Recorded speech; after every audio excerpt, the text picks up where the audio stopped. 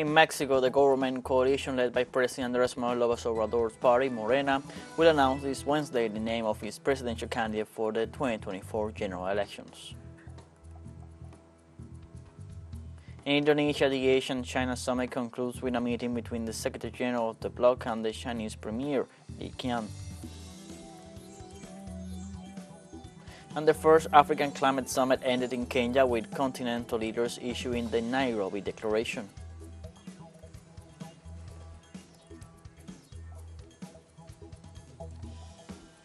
Hello, welcome to From the South. I'm Luis Alberto Matos from the teleSUR studios in Havana, Cuba.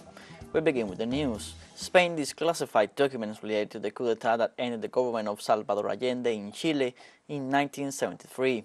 The materials were handed over Tuesday in Washington by the permanent observer of Spain to the OAS, Carmen Monton, to the country's permanent representative to the Organization of American States, Sebastian Kralevich, in an attempt to recover the democratic memory on the 50th anniversary of one of the most terrible episodes in Chilean and Latin American history.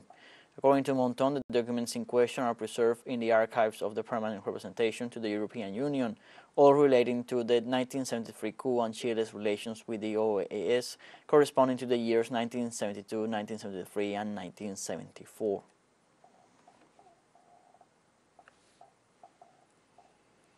In Ecuador, the Confederation of Indigenous Nationalities, CONAI, will make known its position regarding this year's presidential election. On Wednesday, the organizational structure of the Confederation will meet where the indigenous peoples participate to give their analysis regarding the situation of the country and collective decision-making. In addition, representatives will highlight important issues such as extreme poverty and human rights with the objective of imparting information inherent to the indigenous peoples.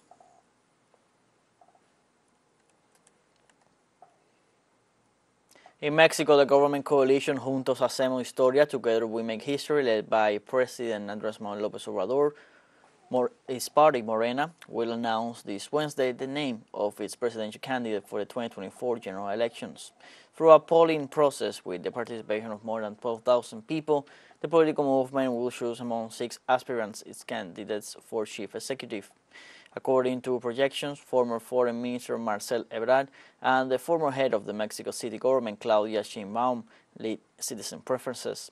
The former governor of Chiapas, Manuel Velasco, the former Secretary of the Interior, Adán Augusto López, and the licensed legislator Gerardo Fernández Noroña and Ricardo Monreal also presented themselves as aspirants. On Tuesday afternoon, the opening of the ballot boxes with the ballots of the polls of the internal process to define the presidential candidacy of the ruling coalition began.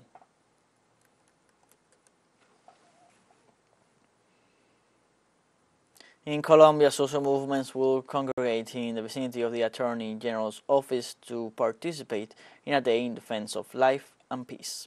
With this rally, the mobilized citizens will demand extraordinary guarantees for the physical integrity and reincorporation of the signatories of the peace agreement into the social and political processes in the country. The initiative is due to the continuous assassinations against the signatories that have not ceased throughout the country. This mobilization also seeks to show solidarity with the policy of total peace undertaken by the government of President Gustavo Petro, which has resulted in dialogues with the National Liberation Army, as well as possible agreements with the Revolutionary Armed Forces of Colombia.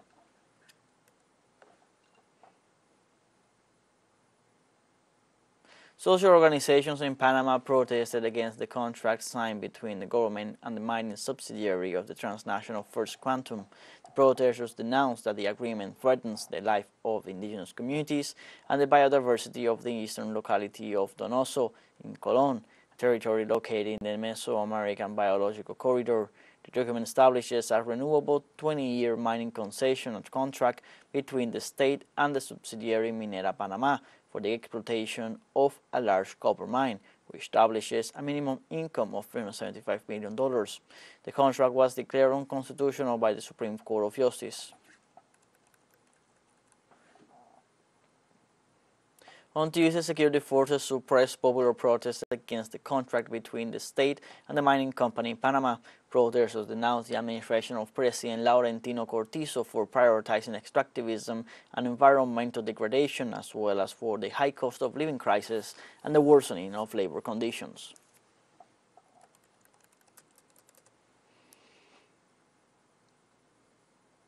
The Executive Vice President of Venezuela, Delcy Rodriguez, advances with her agenda in the framework of her tour in China, which aims to strengthen and promote bilateral relations and brotherhood. Rodriguez began her work agenda at the headquarters of the BRICS Bank located in the city of Shanghai, where she held a meeting on Wednesday with the president of the new BRICS Development Bank, Dilma Rousseff. The meeting with the former Brazilian president addressed issues of interest that aim to strengthen several strategic and commercial areas. During her stay in the country, the Venezuelan official is also expected to hold several meetings with various representatives of the Chinese government, with whom Venezuela has maintained diplomatic relations for 49 years. With this visit to the Development Bank of the Emerging Economic Bloc, which comprises Brazil, Russia, India, China, and South Africa, Caracas seeks to reaffirm the importance and role of the organization in global governance and economy. Rodriguez was received by Dilma Rousseff, who assumed the presidency of that institution from March 2023 to 2025, as well as by the Senior Advisor for Financial Affairs, Alejandro Teixeira. Authorities of the Bolivarian government have endorsed the proposal for a new and more inclusive global financial architecture that allows the development of the peoples without blackmail, as well as the de-dollarization.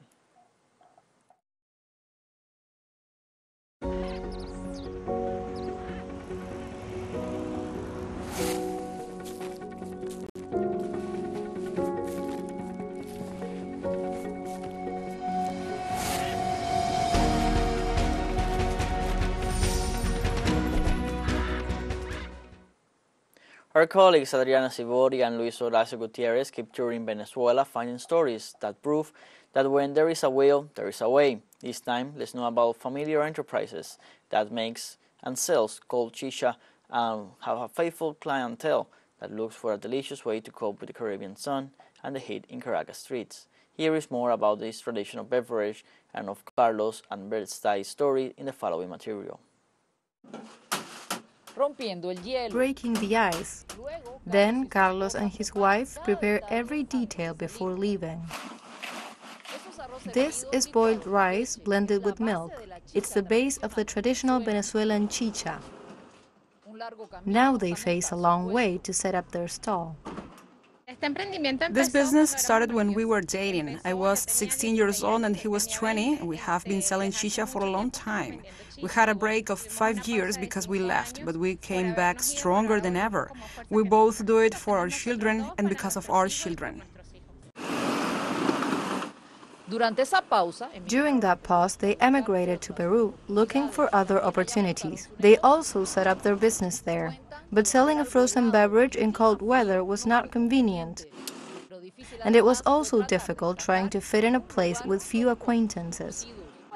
The decision was to come back, and they found a different situation. A country where the market was already moving. There was trade. There was no longer that problem of queuing for two products. And well, I've started up the business again. And they do have a public. Some are interested in their prices and others are just loyal customers. Of course, here is where I come, the only one I drink. I don't drink it anywhere else. 100% good. And I could tell you because I am 75 and I've walked a lot. Get it? The chicha is present in many Latin American countries, but the way it is prepared is different. This is chicha criolla, without fermentation. The hotter the day, the higher the sales. Venezuelan chicha is very thick, very sweet, and it depends. Others sell it thicker, some add syrup or any other goodies they want to add, but I particularly go with the traditional, just cinnamon and condensed milk. The indigenous people were the first to brew this type of popular drink, but with a corn base and alcohol. Luis Horacio Gutierrez y Adriana Sivori, teleSUR, Caracas. You can find more episodes of our series Venezuela on the Move on YouTube and other platforms. Let's take now a short break, but remember you can join us on TikTok at teleSUR English, where you'll find news in different formats, news updates, and much more. Other stories coming up. Stay with us.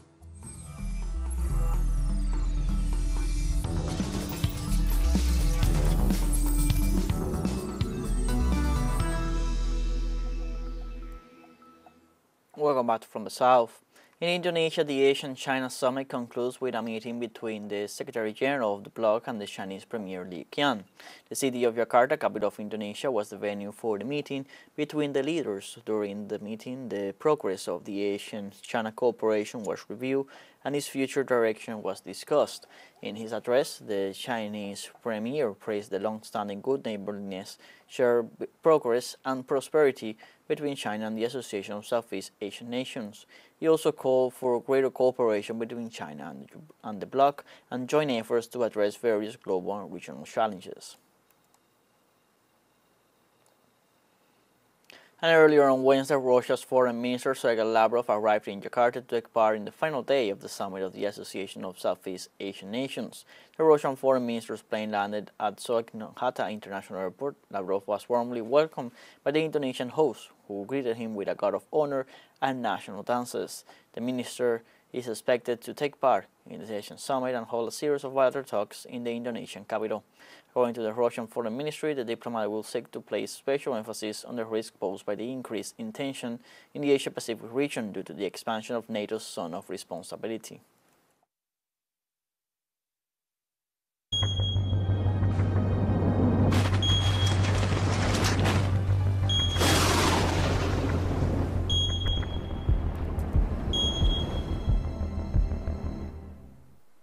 The death toll from an extratropical cyclone that unleashed torrential rains and flooding on southern Brazil rose to at least 31 on Wednesday. According to local officials, the storm, which started Monday, left whole neighborhoods submerged in floodwaters in the southern state of Rio Grande do Sul, forcing some residents to climb onto the roofs and wait to be rescued. More than 5,300 people have been forced from their homes, and over 52,000 residents and 70 towns have been affected. The cyclone is the latest in a series of deadly weather disasters to hit Brazil, which experts say are likely being made worse by climate change. Weather specialists have warned that the situation could worsen with more rain forecast for late Wednesday and into Thursday, Brazil's Independence Day. President Luiz Inácio da Silva said he had spoken with the governor and promised his administration's support. Unfortunately, just as I got off the helicopter, I received confirmation of 4 more deaths. 2 deaths, one in Estrela, one in Lajeado, plus 2 more confirmed deaths in Roca Sales, which are in addition to the deaths we had already confirmed, making a total of 31 deaths so far. At least 2 people were killed on Tuesday and 1 remains missing in southeast China's Fujian province after Typhoon Haikui caused flooding and damage. The victims were rescue workers who were swept away by water in a fire truck while participating in a search and rescue operation in the village of Chile. Meanwhile, authorities are continuing to search for a missing person, according to the Fuzhou City Fire and Rescue Department. This week's typhoon is the 11th to hit southeast China this year. In Fuzhou City, in addition to strong winds, rainfall exceeded 300 millimeters in some areas in 24 hours.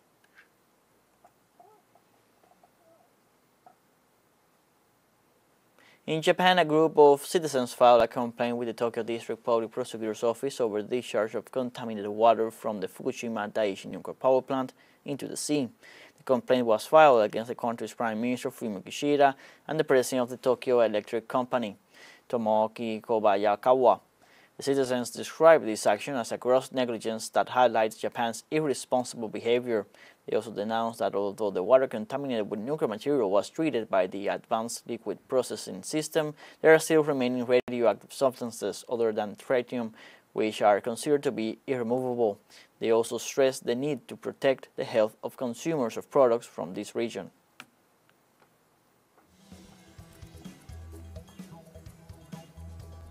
We have a second short break coming up, but before we invite you to visit our YouTube channel at teleSUR English. There you'll be able to rewatch our interviews, top stories, special broadcastings, and more. Hit the subscribe button and activate the notification bell to stay up to date on the world's most recent events. Final short break, don't go away.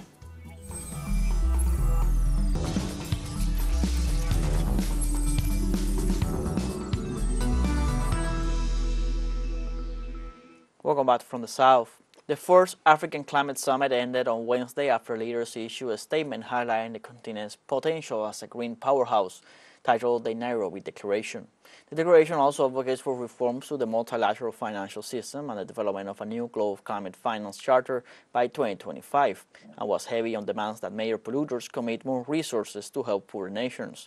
It urged world leaders to rally behind the proposal for a global carbon taxation regime, including a carbon tax on fossil fuel trade, maritime transport, and aviation. African countries will take the proposal in the Nairobi Declaration to the UN Climate Conference later this month and the COP28 summit, which begins in the United Arab Emirates in late November. Tout a été passé en revue. Everything has been considered. The narrative, the context, the challenges that climate change has thrown to us, and the strengthening of African leadership, and also sustainable environment development, international responsibilities to Africa and others. During this action-focused summit, various stakeholders, including governments, the private sector, multilateral banks, and philanthropists, have made substantial commitments totaling a remarkable $23 billion for green growth, mitigation and adaptation efforts across Africa. And earlier on Wednesday, Wang Runqiu, Minister of Ecology and Environment of China, voiced his country's willingness for environmental cooperation with African nations.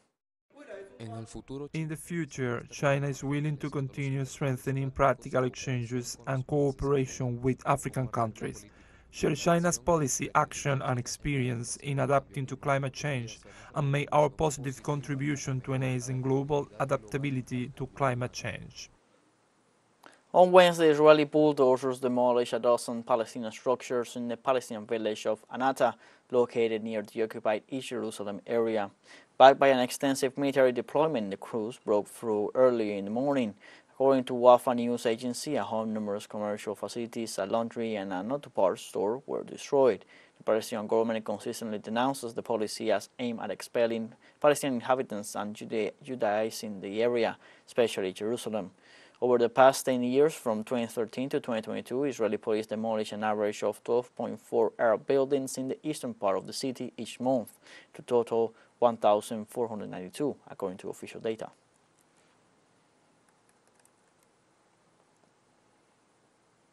COVID-19 remains a threat to the world, World Health Organization Director General Tedros Adhanom Ghebreyesus said Wednesday at a press conference on global health issues.